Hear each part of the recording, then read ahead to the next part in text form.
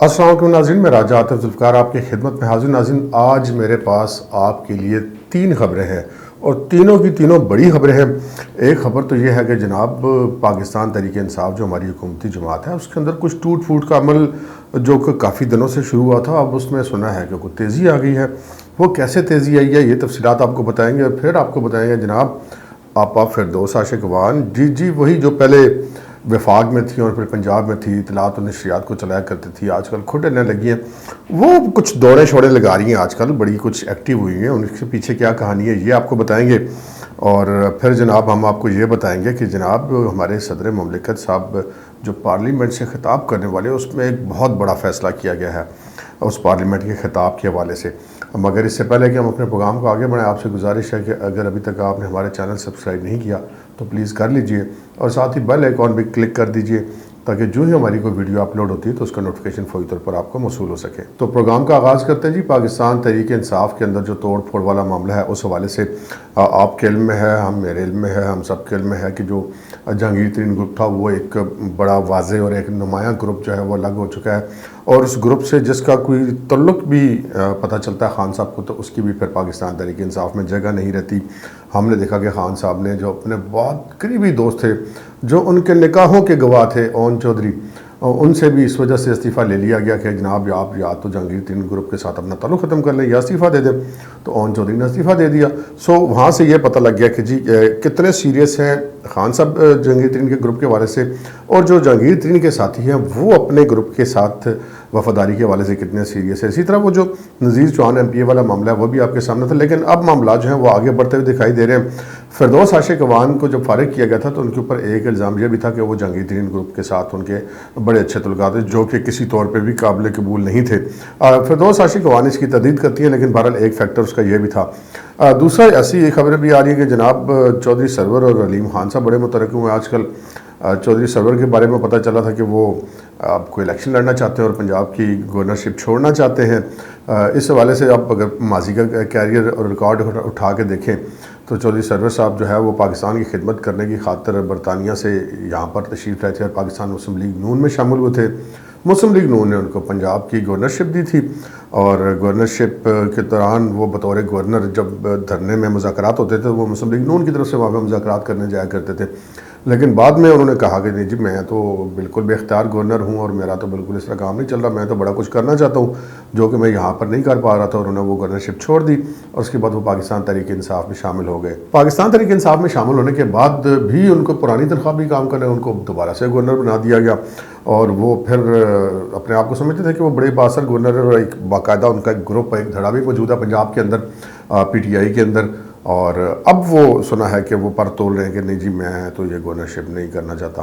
3 साल के बाद उनको ये ख्याल आ गया है और अब ये सुना है कि वो इलेक्शन लड़ना चाहते हैं कौमी असम्बली का इंतख़ाब इंतखाबात में। और इस हवाले से वज़ीर आज़म साहब को भी रिपोर्ट्स मिली, वज़ीर आज़म साहब ने उनसे पूछा भी है और खान साहब उन्होंने ये कहा है कि जी हाँ जी मैं इलेक्शन लड़ना चाहता हूँ और मैं जो करना चाहता हूँ वो यहाँ पर रह के मैं नहीं कर पा रहा। अब देखते हैं इस मामले का क्या नतीजा निकलता है। लेकिन इस सारे मामले में एक और जो किरदार है वो अलीम खान है, पंजाब के सूबाई वज़ीर हैं। अलीम खान पहले भी एक दफ़ा नैब को भुगत आए हैं, वजारत उनकी गई फिर वापस आ गई। इस वक्त जो है अलीम खान आपको कहीं पे दिखाई नहीं दे रहा है, किसी पार्टी के अंदर इजलास के अंदर वो एक्टिव नहीं है, काबीना में वो शरीक नहीं होते काबीना के इजलास में। और जहांगीर तरीन के हवाले से पता चला कि उनके साथ वो मुसलसल रब्तों में जहांगीर तरीन के और अलीम खान के जो तल्लुकात हैं वो खासे पुराने हैं। सो ये PTI के अंदर कुछ चीज़ें थी जो हमने सोचा कि आपको आगाह कर दें। दूसरी जनाब हमारी वो जो जिसे कहते हैं कि PTI का फेस थी जनाब, वो जब वफाक में थी और पंजाब में थी, मोहतरमा फिरदौस आशिक अवान साहिबा वो एक सुन भी चला लेती हैं, मोटरसाइकिल भी चला लेती हैं, जूडो कराटे भी कर लेती हैं, बॉक्सिंग भी कर लेती हैं और थप्पड़ छप्पड़ भी मार देती होती हैं। और वो जिस तरह से बात किया करती हैं उनके ऊपर बहुत सारे जो है वो इल्ज़ामात लगे कि जी जहांगीर तरीन ग्रुप पे देखें वो इतनी बातें करती लेकिन जहांगीर तरीन ग्रुप के ख़िलाफ़ बात नहीं करती। बहरहाल पहले वो वफाक से उनको हटाया गया और फिर उनको पंजाब में उतार दिया गया और ये कहा गया कि जी पंजाब में उनकी बड़ी ज़रूरत है। फिर अब उनको पंजाब से हटा दिया गया। हमने आपको उनके हटाए जाने से 1 माह पहले ये खबर दे दी थी कि उनसे इस्तीफ़ा मांग लिया गया है। और अब वो जब दोबारा हटाई गई तो उन्होंने कोशिश भी की खान साहब से मिलने की जब लाहौर के दौरे के दौरान, लेकिन वो उनको मिलने नहीं दिया गया। और वो खान साहब जब हेलीकॉप्टर में बैठ रहे थे تو وہ چند قدم ان کے ساتھ چلی لیکن ان کو کوئی اچھا رسپانس وہاں سے نہیں ملا. اب جناب وہ ان دونوں بڑی ایکٹیو ہوئی ہوئی ہیں اور وہ جناب ملاقاتیں کر رہی ہیں پی ٹی آئی کے اندر. انہوں نے خود جو اپنے ٹویٹر پہ بھی شیئر کی, سیف اللہ نیازی سے ملاقات کی, اسد عمر سے ملاقات کی. لیکن جو ان کے اگر ٹویٹر کو دیکھیں تو مسلسل وہ خان صاحب کی تعریف میں زمین اور آسمان کے کلابے میں لا رہی ہیں. اس وقت ان کی جو ہے وہ ترجیحات میں کہیں بھی عثمان بزدار نہیں ہے, کیونکہ پہلے جب وہ کرتی تھی تو عثمان بزدار صاحب وزیر اعلیٰ پنجاب تھے, ان کے بھی تعریف کیا کرتی تھی, لیکن اب وہ بڑے خاصا پرہیز کر رہی ہیں عثمان بزدار کی تعریف کرنے سے. اور اب وہ دوبارہ انٹری کرنا چاہ رہی ہیں خان صاحب کو کسی نہ کسی طریقے سے راضی کرنے کے لیے, اور وہ بہت ساری ایفرٹس کر رہی ہیں. پارٹی کے اندر بھی جن لوگوں سے ان کا تعلق ہے ان کو وہ استعمال کر رہی ہیں. وہ کوشش کری کہ کسی طریقے سے ان کو دوبارہ وزیر اعظم سیکریٹریٹ میں یا وزیر اعظم ہاؤس میں ان کو انٹری مل جائے اور وہ ایک دفعہ پھر خان صاحب تک پہنچیں. اور پہلے بھی ہم نے آپ کو بتایا تھا کہ ان کے پیر صاحب بھی ہیں, وہ ان کی بڑی مدد کیا کرتے ہیں, اور دیکھتے ہیں کہ اب وہ پیر صاحب ان کے جو ہیں اس دفعہ کامیاب ہوتے ہیں یا نہیں ہوتے.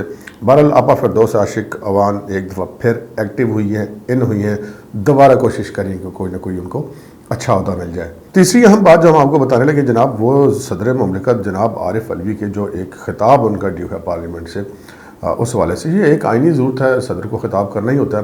لیکن جو ہمارے سورسز ہیں ان کا یہ کہنا ہے کہ اس دفعہ جو ان کا خطاب ہے وہ ممکن ہے کہ ورچوئل کر دیا جائے.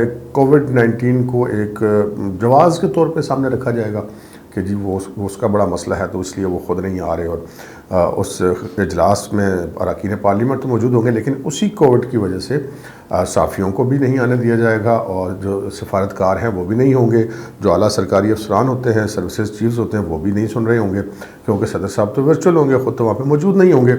تو یہ ایک کوشش ہے, اور یہ کوشش کیوں کی جا رہی ہے کہ ان کو یہ خطرہ ہے پی ٹی آئی کی حکومت کو, اور خود صدر مملکت یہ فیل کرتے ہیں کہ وہ خطاب کرنے جائیں گے, وہاں پہ نعرے بازی ہو جائے گی. تو وہ پہلے ہی بڑے نعرے بازیوں سے جناب تنگ ہیں, آپ کو پتہ ہے کہ یہ تو بڑی شریف قسم کی جماعت ہے, ماضی میں بھی انہوں نے کچھ نہیں کیا, تو اس لیے یہ نعرے بازی وغیرہ برداشت نہیں کر سکے. تو ایک کووڈ کا ان کے پاس ایک سامنے رکھنے کے لیے ایک چیز ہے, اس کو وہ استعمال کریں گے. اور صدر مملکت جناب براہ راست جو خطاب ہے وہ خود فزیکلی آ کر کرنے کے بجائے اس چیز کا زیادہ امکان ہے کہ وہ ورچوئل خطاب کریں گے قوم سے, اور پھر آپ ورچوئل خطاب کو دیکھیں اور پھر دیکھیں کہ وہ کیا کہتے ہیں, پھر اس کے اوپر بات ہوگی. خطاب پر بحث بھی بڑے دنوں چلے گی. آج کے پروگرام میں اتنا ہی, اجازت دیجیے, اللہ حافظ.